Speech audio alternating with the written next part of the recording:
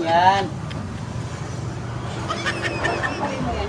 Sinasampal mo na nga yun. Parang nirasayin na lang natin yan. Tungalat natin yung wire na yan. Oh.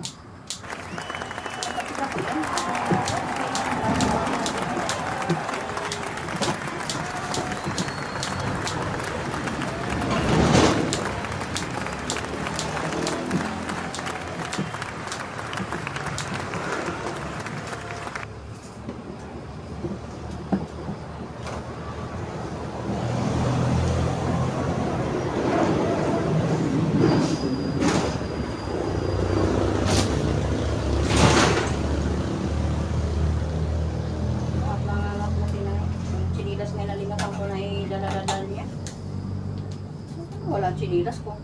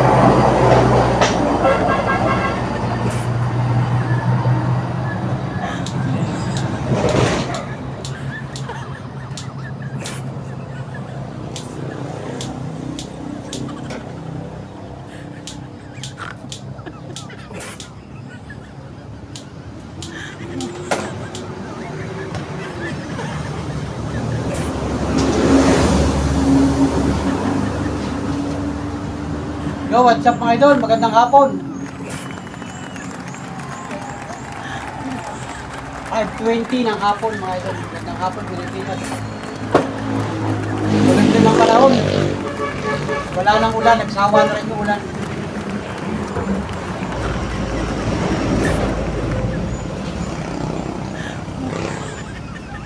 Dalawang araw maulan. Ngayon wala na. Pero makulit ng panahon. Parang gusto pa rin umulan.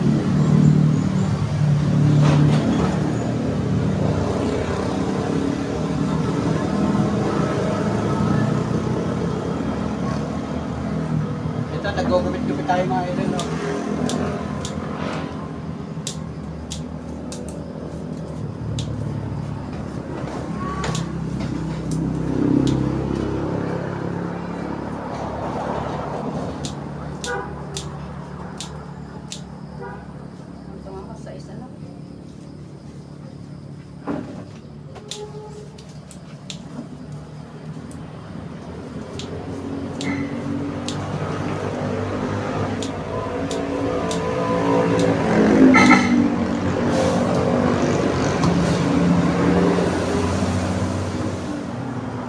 Pasko na naman mga idol.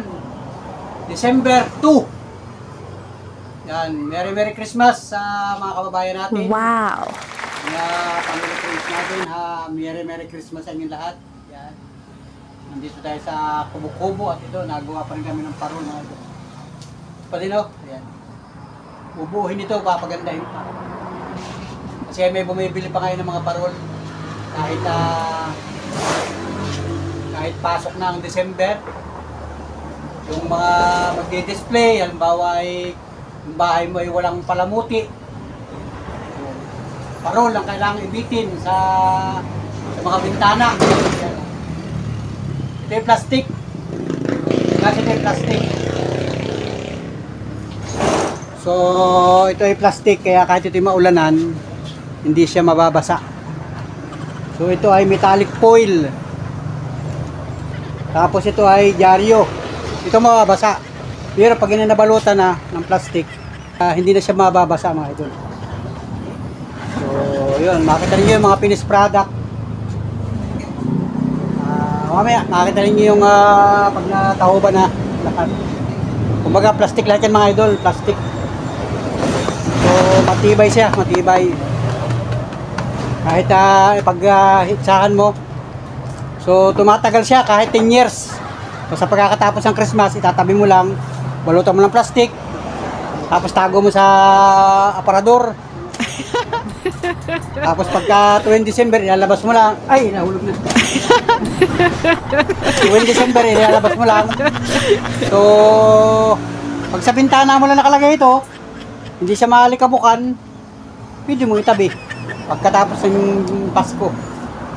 Tapos pagdating ulit ng January, pagdating ulit ng December, labas mo ulit. Pwede mo na uling i-display. Ayun. Ngayon nga ay pansin namin ay marami pang naghahanap ng mga parol. Yung ibang mga kababayan natin na mahilig mag-display ng mga lantern. So may mga bumibili pa din mga idol, kaya ito. Nagawa pa rin kami ng parol mga idol. So, shoutout sa lahat ng ating mga minamahal na viewers, sa lahat ng mga nag-anak subscriber. Merry Christmas po sa inyong lahat at maraming salamat sa lahat ng mga nakatutok, nakasubaybay, nakatugay sa mga vlog natin. Salamat po sa inyo. At December na nga, kailangang mag-ready mga idol. Mag-ready para sa mga inaanak. Kaya, mga inaanak ninyo, baka naman yan, pwede raw ipajikas. Shout out sa inyo mga idol. Dito kami. Yan si Mrs. Panolio nagawa ng parol. Siya ang gumagawa niya. Tinutulungan ko lang. Kaya makapag-display tayo. At kasi may mga bumibinta pa. So kanina wala nang ulan. Nagsawa na rin yung halos ay 3 araw yata yun. Napaano ng ulan. Tapos kaninang umaga, naglaylo na yung ulan, tapos ay yung gumanda-ganda ng panahon, pero hindi makasikat ang araw. Ang nangyari, kagabi ay nagdeklara ng walang pasok. All level. Mga estudyante, walang pasok Monday.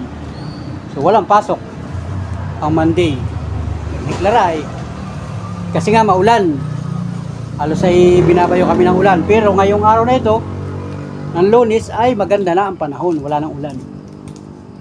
Kaya, yun. Ay nagdeklara ng walang pasok. Ay di walang pasok. So bukas, araw na Martes, baka may pasok na, baka may estudyante na. Maagap na naman gigising ang ating mga kababayan, mga kabarangay, mga nasa probinsya. Kasi dito sa probinsya ay ang mga eskwelahan ay nilalakad lang.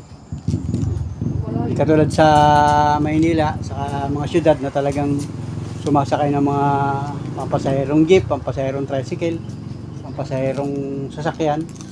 So yung iba ditong kababayan natin sa probinsya ay talagang nilalakad lang. Nilalakad lang yung papunta sa school. So pag uwi, lalakad din. Kaya yun, kailangan ay walang ulan. So, salamat sa mga Pilipino, mga estudyante na nagsisikap para makapag-aral kahit maulan, kahit maputik. Maputik yung kalsada, yung daan. Kasi may mga barangay pa dito na halos ay talagang putik. Alam ba ninyo yung putik? Baka ikaw ay taga Maynila o sa ibang bansa ba may putik? Alam ba ninyo yung putik? Yung anong tawag sa Bisaya ng putik? Yung sa basakan, alam niyo yung basakan sa Bisaya, mga taga Leyte. Pagka may basakan, pag tapak mo sa lupa, lulubog yung paa mo. Putik ang tawag dun dito sa amin. Putik na buhay ito. Ang bihirang buhay. O, yan. Sa Bisaya ba ang tawag ng putik? Hindi mo alam? Kalimutan din niya. Bisaya yan, pero ang basakan alam mo. Tubigan. O, tubigan, alam niya yung basakan. I-comment niyo na kung anong tawag sa Bisaya ng putik. O basakan, alam niyo yung basakan. Pagka basakan, tubigan yan. Dito sa amin, tubigan. Taniman ng palay. May mga kudra-kudrado yan. Ang tawag naman ng kudrado dito, anong tawag sa inyo ng kudradong ganyan? Ang tawag dito sa amin sa Quezon, isang basig. Isang basig yung pitak-pitak, tubigan. Tubigan, gano'n, gano'n. O, yun, tubigan, yung isang gano'n, o. Isang kudrado, o tatsulok yan, o bilog. Isang basig ang tawag dito sa amin. O sa inyo ba? Ano bang tawag sa inyo nung gano'n? Isang gano'n, o. Tubigan. Sa tubigan tayo, ha? Tubigan muna. Tubigan din sa amin, sa inyo sa Bisaya, ay basakan. Sa norte ba? Anong tawag sa norte? Sa parting norte, sa Tarlac, Pampanga. Maraming palayan dyan, ay. Ano bang tawag sa inyo ng palayan? Palayan o tubigan? Dito sa amin, kilala yan, pagka palayan at saka tubigan, alam yan. Ewan ko kung may iba pang tawag sa inyo, mga Panula friends. So, salamat sa bawat isang Pilipino na magtatalok. O, dito sa amin ay magtatalok sa Quezon. Magtatalok pa, alam ba rin yung magtatalok? Yun na yun, yung magtatanim ng palay, yun yung ang tawag sa amin dito, magtatalok. Pagka yung galing sa punla, tutugsok, ang tawag doon ay tatalok. O, anong tawag sa inyo nun? Ganon, sa Bisaya, anong tawag nung nagtatalok? Sa Norte, anong tawag ng nagtatalok? O, pagkatapos magtalok, paglipas ng halos ay 2 buwan yata yun, may araw yun ay, kung ilang days, hindi ko rin kabisado yung ilang araw, bago siya anihin. So pag aanihin ha, ang tawag doon ay, ang tawag dito sa amin ay gagapasin. Oo, magagapas na tayo. Gagapas na. O, alam ba rin yung gagapas? Kung nagtalok, ikaw din ang gagapas. Ikaw din ang aani. Kung ikaw ay nagtanim, ikaw din yung aani. O, alam dito sa Quezon yun. Pero yung mga salita na talok at saka yung gagapas, ay dito yun sa amin, salitang probinsya yun. Kasi ay yung mga lolo ko naman nung una, ay talagang may mga palayan. Kaya alam ko yung mga salita. Yung mga simpleng salita lang noon. Panahon yun. Kahit ngayon din sa amin, pagka panahon ng talokan, ngayon, panahon ng talokan ngayon, November at saka December, dapat itong December nakatalok na. Idol. So, salamat sa mga kababayan natin na mga nakatalok. At salamat din sa mga nakagapas. Mayroon silang pampabayo. O yan, may pampabayo. Alam ba ninyo yung pabayo? Pambirang mabayuhin. Sa amin, salitang bayo. O, pero yun ay giling. Ang tawag yun ay papagiling. Tapos meron pang salita dito na bago ngayon yung mga salitang iba. Kuno, ipapakuno. Ipapagiling, ipapakuno. Ang tawag dito sa amin ay ipababayo. Magpapabayo. O, iba't ibang salita. Iba't ibang mga salita yan, pero iisa ang kahulugan yan, mga idol. Pagaling. O, magpapagaling.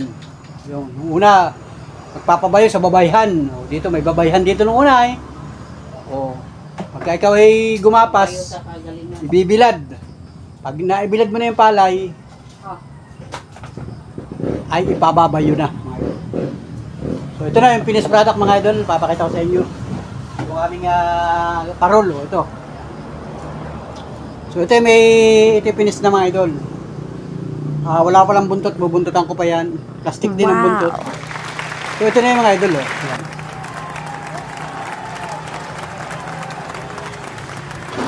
Ito tayo ha. Lagi tayo sa liwanag. Ito. Ito na yung mga idol. Yan. So pag yan ay yan. Pag ito ay finish na, yan, plastic yan mga idol, plastic. Gusto nyo ha, plastic yan, yan, yan ang ginagawa ni Mrs. yan, So pag ito nakabitin na, sa mga bintana, may buntot, talagyan ko pa ng buntot mamaya pagkatapos ko mag-demo sa inyo. Ito yung plastic, hindi siya mababasa kahit siya mga piyasan, halimbawa malakas ang hangin, malakas ang ulan, at naampiyasan siya. Huwag mo na itutubog sa dagat, baka naman itubog sa dagat ay pagpipistahan ito ng mga isda. Kaya ang gagawin mo na lang ay sa bintana lang, kasi ito yung tatanawin ng mga tao. Halimbawa ay nagdaan yung mga tao, nakabitin to, titingilayin nyo ng mga bata na pambirang buhay.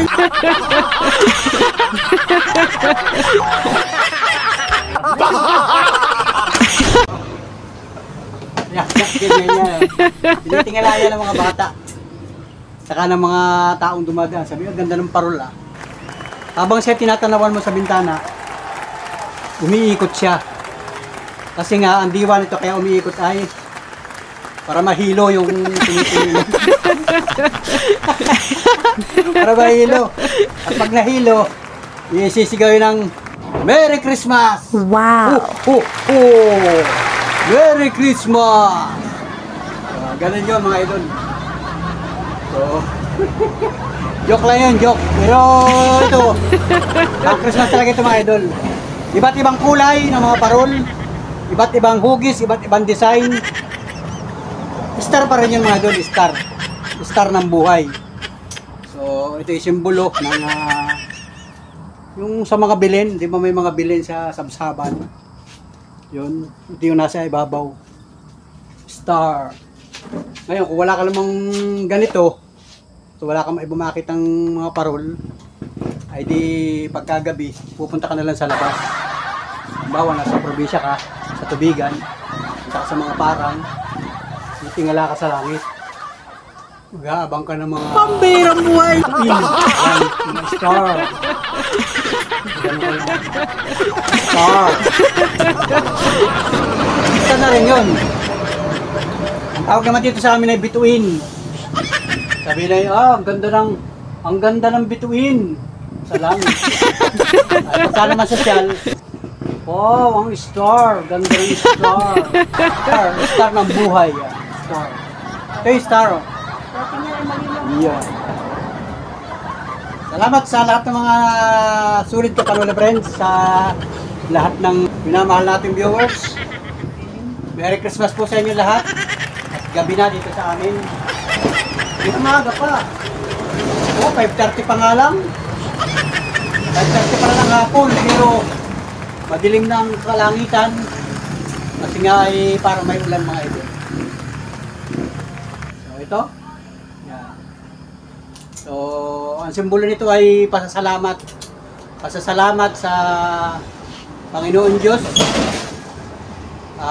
Dahil sabi ay sumilang na ang hari ng bago. Wow! Ang hari ng buong sangkatauhan.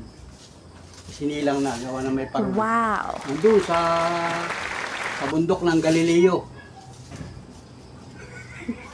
Yan o idol, at Pasko na nga. Sa bundok ng Galileo. Alam mo ba yun? Hindi ka na ako na. Kung ka, actually, sa simbang gabi, hoy, malapit na simbang gabi ha mga idol. December na ngayon. Kailan ba ang simbang gabi? Umpisa yan, mga Katoliko. So pagka nakumpleto mo yung simbang gabi, pakinggan mo dun yung humiliya at yung mabuting balita. Ikinikwento dun sa 10 simbang gabi, kinikwento doon yung buhay kung paano si Kristo ipinanganak sa sabsaban. At nandun yung parol, yung star. O, di ba? Yan, shout out sa mga kababayan natin Katoliko. At siyempre, shout out din doon sa mga kababayan natin na iba't ibang relihiyon. So, yan. Ito po ay, yung aking vlog ay may kahalong joke at may kahalong katotohanan. So, yan. Pasensya lang po kayo ha. At tayo po ay nag-vlog. Ay nagjo-joke din, nagjo-joke at saka may katotohanan naman. Ito po yung aming gawa ngayon. Ayan o. Pag tinatamaan siya ng ilaw, ng ilaw sa gabi, nagre-reflect siya o.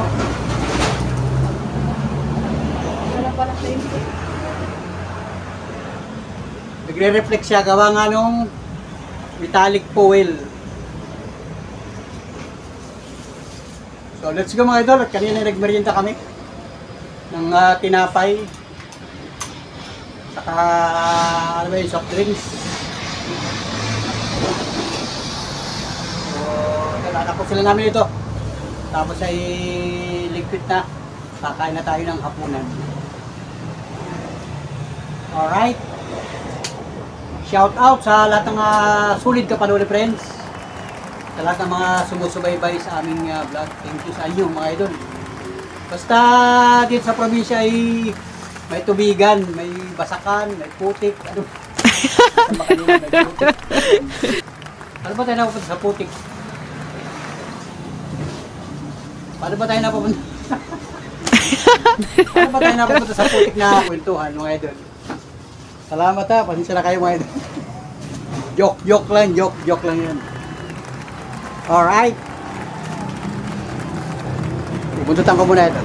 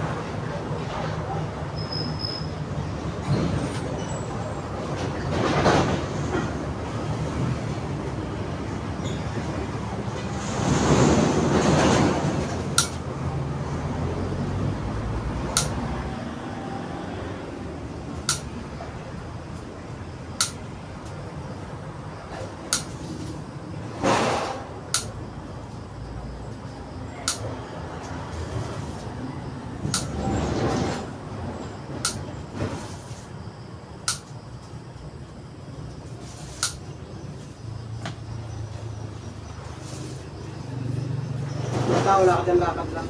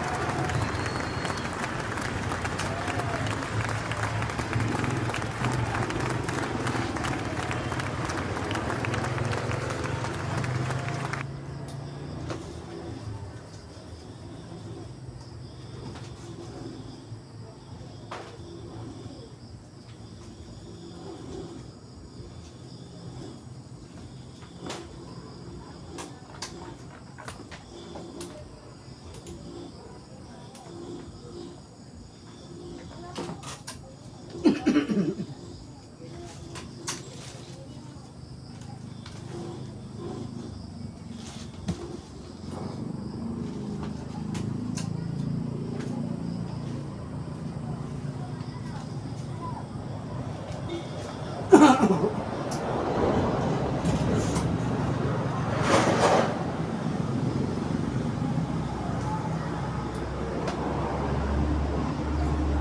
pag may pasok ang mga estudyante. Puno yun. Sisi na yun. Wala pang pasok kayo, no? Buti nyo ni Karga, buti nyo ni yung break yata kayo. Yung break, yung mga bata, no?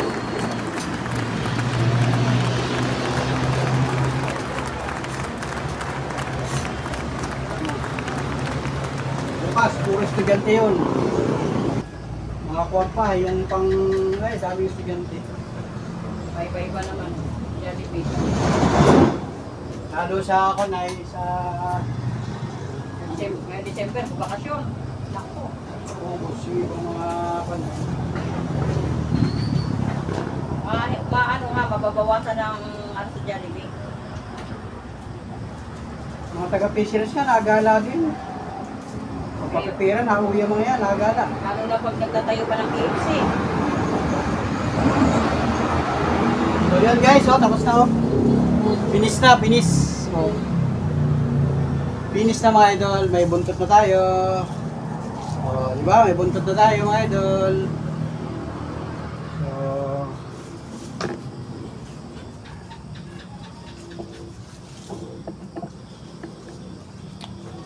So, ito na mga idol, oh, ayan, oh, ito na yung parol.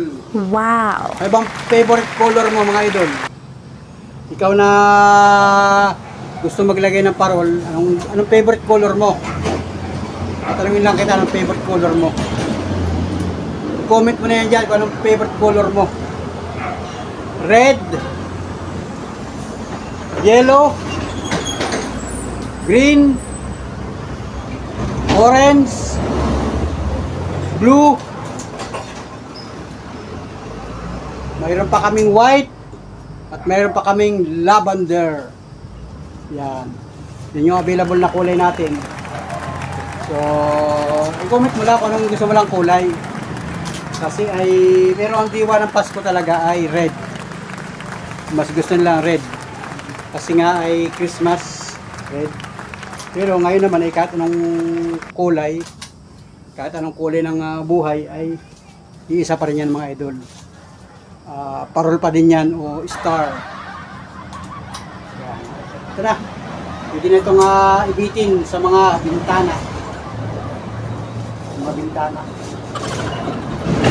Kaya lang mga bintana ngayon ay mga steel window na. Kaya hindi na rin ito napapansin sa mga bintana. Dito lang sa probinsya, pag halimbawa ikaw nasa probinsya, kasambahay mo ay merong itaas, tapos ay meron kang isang ganito, bibitin mo sa bintana, okay na okay.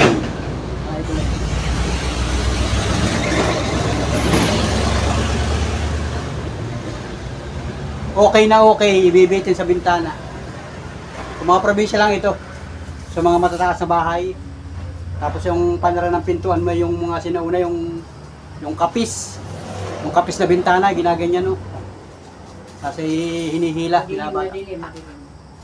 Yan yung mga bintana na kapis. Yung mga sinauna pa. Tapos di kaya yung mga bintana ay plywood lang. Pero sa ngayon, pag ikaw ay nasa syudad na, uso na ngayon yung mga steel window. Mga glass aluminum. Mga ganun na. Eh, pwede pa rin naman kung talagang pwede mong ilagay sa bintana. Basta sa bintana lang mga idol. Sa bintana, sa pintuan. Kahit nga yung mga sasakyan dumadaan dito na bili rin ng ganito. Nilalagay doon sa unahan nila. Maganda yung maliit na parol ng pambintana. Maliit lang naman ito ah. Merong isa pa yung ginagawa ko dati. May mas maliit. Conforme nga sa liit. Pero ito, maliit na ito. Sandang ka lang oh. Sandang ka lang. Yung stand lang talaga maliit. Talagang So, Merry Christmas sa lahat ng mga minamahal natin Wow. viewers. Sa lahat ng mga solid kapanood friends. Yung thumbnail natin. 1, 2, 3, go! Yun. 1, 2, 3, go!